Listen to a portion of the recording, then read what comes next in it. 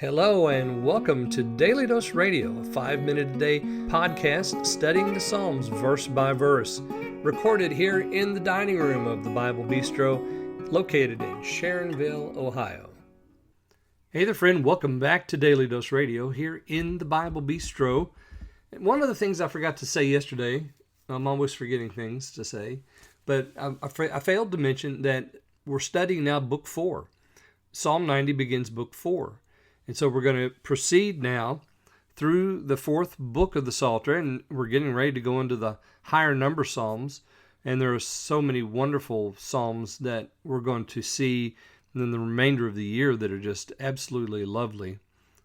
So get ready for some great stuff. Not that we've not had great stuff, and not that this is not great stuff. This Psalm 90 is, wow, so good. So yesterday he established the sovereignty of God, his eternal character, his eternal nature.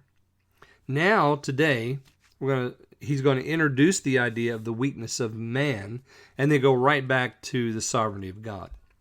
So, let me read for us verses 3 through 6. Thou turnest man to destruction, and sayest, Return, ye children of men. For 1,000 years in thy sight are but as yesterday when it is past, and as a watch in the night. Thou carriest them away as with a flood. They are as asleep. In the morning they are like grass, which groweth up. In the morning it flourishes and grows up. In the evening it is cut down and withered. So here we have the brevity of life, or the weakness of man described, which is the weakness of man is the fact that he's not eternal. He's created. He's temporary. Notice verse 3, Thou turnest man to destruction, and sayest, Return, ye children of men. So notice that God has control over men and the length of their lives. He can turn us to destruction and call us home. Return, ye children of men. So we're returning back to the dust from which he created us. Then in verse 4, we come back to his sovereignty. 1,000 years in thy sight are but as yesterday when it is past, and as a watch in the night. Now, a lot of people have tried to take that verse and do a lot of things with it. It has been misused and abused for a long time, especially when it comes to the order of creation.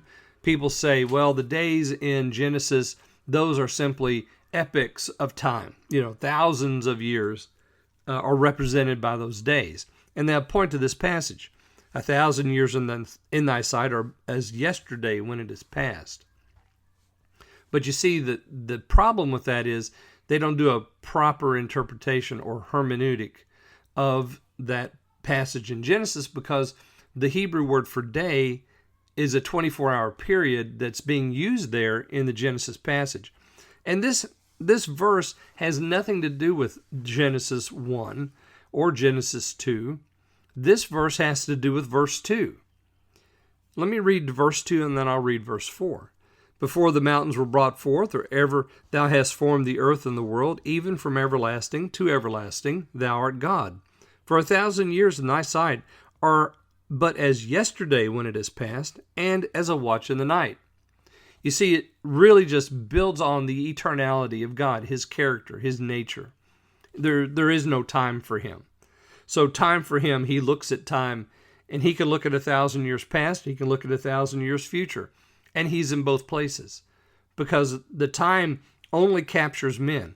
The tide of time brings men in and out, but God, he's not affected by it at all. As a matter of fact, he's created it. You carry them away as with a flood.